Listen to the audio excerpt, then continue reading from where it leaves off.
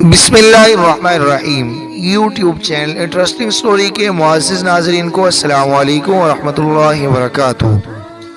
معزز ناظرین، اگر آپ ہمارے چینل پر نئے ہیں تو ہمارے چینل انٹرسٹنگ سٹوری کو سبسکرائب کر لیں اور ویڈیو کو لائک کر لیں اور اس ویڈیو کو اپنے دوستوں سے لازمی شیئر کیجیے اور فیڈ بیک کے طور پر کمنٹس باکس میں اپنی رائے کا اظہار ضرور کیجیے۔ تو لیجیے اب بغیر کسی تاخیر کے چلتے ہیں اپنی ویڈیو کی جانب۔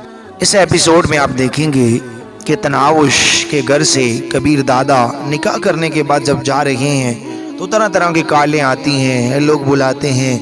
تو اب کبیر دادا کہاں جائیں گے اور کیسے ان کو اس سارے ماجرے کا پتہ چلے گا اور کیسے جو ہے کبیر دادا اپنی تناوش کو بچانے کے لیے خاور کی کوٹھی پر پہنچ جائیں گے، کیا ہوگا، یہ سب دیکھنے کو آپ کو ملے گا اس ایپیسوڈ میں۔ ہم چلتے ہیں اپنی ویڈیو کی جانب۔ کہاں جانا ہے دادا؟ ڈرائیور پوچھ رہا ہے۔ تناوش کے گھر سے باہر نکلتے ہی وہ جو ہی کار میں بیٹھا، ڈرائیور کے ساتھ بیٹھتے ہوئے آدمی نے مؤدبانہ لہجے میں پوچھا، گھر؟ مختصر کہتے ہوئے اس نے کار کی سیٹ سے ٹیک لگا کر آنکھیں بند کر لی۔ ایک دم تناوش کا خوبصورت سراپا اس کی آنکھوں کے سامنے ابھرا اور سر جھٹکتے ہوئے اس نے آنکھیں کھول دی۔ کار چوڑی گلی سے نکل کر سڑک پر چڑھ رہی تھی۔ وہ باہر دوڑتی گاڑیوں کو دیکھنے لگا۔ اس کا دماغ اپنے رویے پر الجھا ہوا تھا۔ ایک کامسن لڑکی کے لیے یوں وقت ضائع کرنا اس کی اپنی سمجھ سے بھی بالا تر تھا۔ تناوش کی خوبصورتی میں کوئی کلام نہیں تھا، لیکن اسے زندگی میں کبھی خوبصورت لڑکیوں کی کمی نہیں رہی تھی۔ تناوش کی طرح درجنوں خوبصورت لڑکیاں اس کی زندگی میں آ چکی تھی۔ اس کی خوابگاہ میں آئے روز خوبصورت تتلیوں کی آمد و رفت رہتی تھی۔ دولت اور اختیار ایسی چیزیں ہیں جو انسان کی کسی خواہش کو تشنیع نہیں رہنے دیتی۔ دنیا کی ہر عیاشی دولت کے سامنے سر تسلیم خم کرتی نظر آتی ہے۔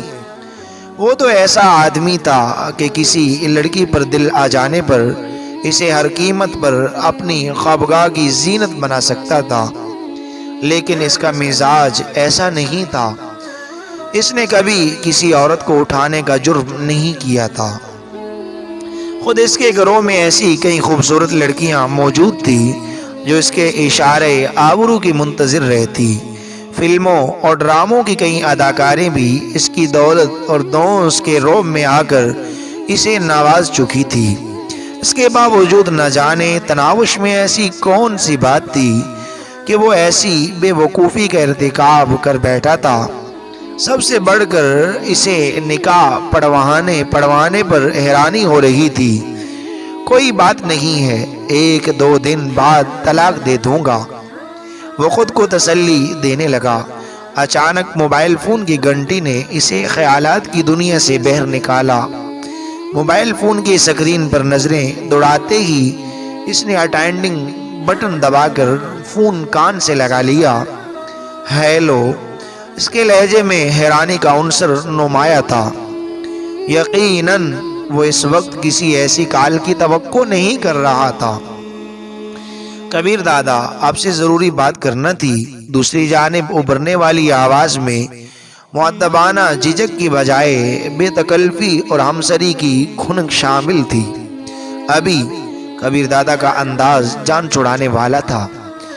وہ بولا، بالکل ابھی، اور اسی وقت آپ کو میرے پاس آنا پڑے گا یا میں خود آ جاتا ہوں۔ اچھا، میں آ رہا ہوں۔ رابطہ منقطع کرتے ہوئے وہ ڈرائیور کو مخاطب ہوا، شہاب قصوری کی طرف چلو۔ جی، مؤدبانہ انداز میں کہتے ہوئے ڈرائیور سیدھا چلتا رہا۔ تھوڑی دور جا کر اس نے یو ٹرن سے گاڑی موڑی اور مطلوبہ سمت کی طرف بڑھ گیا۔ آدھے گھنٹے کی ڈرائیونگ کے بعد وہ وسیع کوٹھی کے داخلی دروازے پر رک رہا تھا۔ ان کی گاڑیوں کو پہچانتے ہی چوکیدار نے دروازہ کھولا اور وہ گاڑیاں اندر لے گئے۔ سیمنٹ کی پختہ روش کے اختتام پر کار رک گئی۔ کبیر دادا نیچے اتر کر اندرونی عمارت کی طرف بڑھ گیا۔ اس کے دونوں محافظ بھی اس کے پیچھے چل پڑے۔ البتہ انہوں نے کبیر دادا کے پیچھے ڈرائنگ روم میں گھسنے کی کوشش نہیں کی تھی۔ پرتکلف ڈرائنگ روم میں دو آدمی اس کے منتظر تھے۔ دونوں نے کھڑے ہو کر اس سے ہاتھ ملایا۔ نشست سنبھالتے ہی کبیر دادا مستفسر ہوا، شہاب بھائی خیریت تھی؟ خیریت کہاں کبیر دادا، ادھیڑ عمر شہاب شاہ قصوری نے مسکراتے ہوئے کہا۔ جب کبیر دادا جیسا آدمی شادی کر لے گا تو خیریت کہاں رہے گی؟ ہاں ہاں ہاں، کبیر دادا نے کہا لگایا۔ یہ خبر آپ تک بڑی جلدی پہنچ گئی ہے، باخبر رہنا تو پڑتا ہے نا کبیر دادا۔ ویسے اخلاق حسین شاہ صاحب آپ سے سخت خفا ہیں۔ شہاب نے ساتھ بیٹھے دوسرے آدمی کی طرف اشارہ کیا۔ خدا خیر کرے شاہ صاحب، یہ میں کیا سن رہا ہوں؟ کبیر دادا اس کی طرف متوجہ ہوا۔ کبیر دادا، دلاور شیخ میرا خاص آدمی تھا۔ اخلاق حسین کے لہجے سے بھی سخت قسم کی خفگی کا اظہار ہو رہا تھا۔ ہوں، کبیر دادا نے سر ہلاتے ہوئے سرسری لہجے میں کہا۔ اب تو نہیں رہا نا، تو آپ کسی اور کو اپنا خاص آدمی بنا لے۔ سن لیا شہاب صاحب؟ اخلاق حسین شہاب کی طرف متوجہ ہوا۔ کبیر دادا آپ زیادتی کر رہے ہیں۔ شہاب نے اخلاق حسین کی طرف داری کرنے میں دیر نہیں لگائی تھی۔ کبیر دادا نے کندھے اچکاتے ہوئے بے پرواہی سے کہا، یہ بھلا کون سی زیادتی ہے؟ دلاور شیخ اخلاق حسین کا رشتہ دار تو نہیں تھا، ایک عام سا گنڈا تھا۔ مر گیا ہے تو اس کی جگہ لینے والے کہیں مل جائیں گے۔ اخلاق حسین غصے بھرے تن سے بولا، صحیح کہا، کسی بھی گنڈے کے مرنے کے بعد جگہ لینے والے کہیں مل جاتے ہیں۔ کبیر دادا کے چہرے پر گہری سرخی ابھری، مگر جب وہ بولا تو اس کا لہجہ ان تاثرات سے میل نہیں کھا رہا تھا جو اس کے چہرے پر نمودار ہو رہا تھا۔ شاہ صاحب، میرا تجربہ کہتا ہے کہ سوچ کر بولنے والے زیادہ عرصہ زمین کے اوپر چلتے نظر آتے ہیں۔ شہاب نے فوراً مداخلت کی، آپ لوگ تو لڑنے لگے۔ شہاب صاحب، آپ نے دیکھ لیا کبیر دادا کے لہجہ اور انداز، زیادتی بھی یہ کرے اور دھمکیاں بھی یہ دے۔ ہم نے بھی کوئی چوڑیاں نہیں پہنی۔ سیاست میں حصہ لینے کا مطلب یہ نہیں کہ ہم اپنا کام بھول چکے ہیں یا چھوڑ دیا ہے۔ اچھا، اب چھوڑو اس بحث و تکرار کو اور بات ختم کرو۔ دلاور شیخ کا قتل کبیر دادا کی جلد بازی ہے، لیکن اس کی اہمیت اتنی زیادہ نہیں کہ لڑائی کرنا پڑے۔ ٹھیک ہے شہاب صاحب، آپ کی بات مان لیتے ہیں، لیکن کبیر دادا نے وہاں نہایت غلط اعلان کیا ہے کہ آج کے بعد اس محلے میں میرا کوئی آدمی نہیں جائے گا۔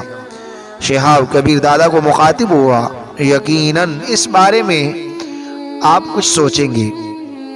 کبیر دادا حتمی لہجے میں بولا، میں سوچ کر فیصلہ کرتا ہوں، فیصلہ کر کر نہیں سوچتا۔ اخلاق نے تنزیہ لہجے میں شہاب کو متوجہ کیا، سن لیا؟ کبیر دادا شہاب شاہ نے امید بھرے لہجے میں اسے پکارا۔ کبیر دادا نے کہا، شہاب صاحب، کیا کبیر دادا کی زبان اتنی ہلکی ہے؟ سمجھنے کی کوشش کرو۔ اس مرتبہ اخلاق حسین براہ راست اسے مخاطب ہوا، اگر میں نے اس محلے والوں کو یوں ہی چھوڑ دیا تو وہ باغی ہو جائیں گے اور میرا روب خاک باقی رہے گا۔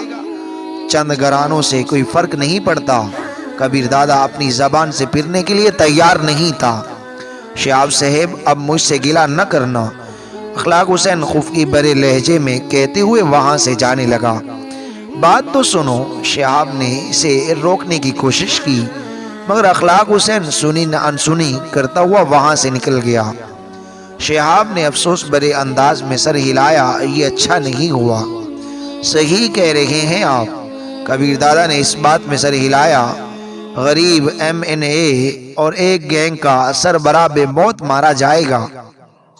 شہاب ہنسا، ویسے میری سمجھ میں نہیں آ رہا کہ آپ کو ہو کیا گیا ہے۔ اس سے پہلے تو آپ نے کبھی کسی عورت کو اتنی اہمیت نہیں دی۔ اہمیت کہاں، دی ہے، صرف نکاح پڑھایا ہے۔ اگر کوئی عورت نکاح پڑھا کر ہی میری تنہائی کی ساتھی بننے کی خواہاں ہے تو مجھے کیا اعتراض؟ ان دو بولوں کی اہمیت تو بس اتنی ہی ہے کہ ایک لفظ 3 بار دہرانے سے سب کچھ ختم، ہر ذمہ داری اور ہر واسطہ خلاص۔ تو اس ایک لفظ کی تکرار کب ہوگی؟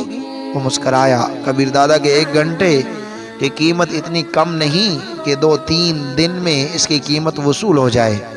چند دن اس سے لطف اندوز تو ہو لوں، یوں بھی انچھوا مال ہے۔ کیا اس کے بعد ہمیں بھی اس گنگا میں ہاتھ دھونے کا موقع مل سکتا ہے؟ سنا ہے لڑکی نہایت پرکشش، جاذب نظر اور خوبصورت ہے۔ کبیر دادا نے کہکا لگایا۔ وہ کیا کہتے ہیں؟ امید پر دنیا قائم ہے۔ ناظرین یہ ناول ابھی تک جاری ہے، اب دیکھیں گے آیا کبیر دادا تناوش کو طلاق دے کر اس کو سرے بازار لوگوں کے ہاتھوں میں ایسے ہی اس کو بھیجے گا، یا کیا ہوگا بیچاری تناوش کے ساتھ؟ کیا تناوش کا فیوچر ہوگا؟ ان تمام حالات کو سمجھنے اور جاننے کے لیے ہمارے ساتھ رہیے گا، اور اگر آپ ہمارے چینل پر نیو ہیں تو پلیز اس کو سبسکرائب کر لیجئے، ویڈیو کو لائک اور شیئر کیجئے، اور کمنٹس باکس میں اپنی آراء کا اظہار ضرور کیجئے، اور آپ کو جو کچھ اچھا لگا ہے، جو کچھ برا لگا ہے تو اس کے اوپر تبصرہ ضرور کیجئے۔ اب ہمیں اجازت دیجئے، نیکسٹ ایپیسوڈ تک اللہ حافظ، جزاکم اللہ خیر۔ آپ کا اپنا چینل انٹرسٹنگ سٹوری، اللہ حافظ۔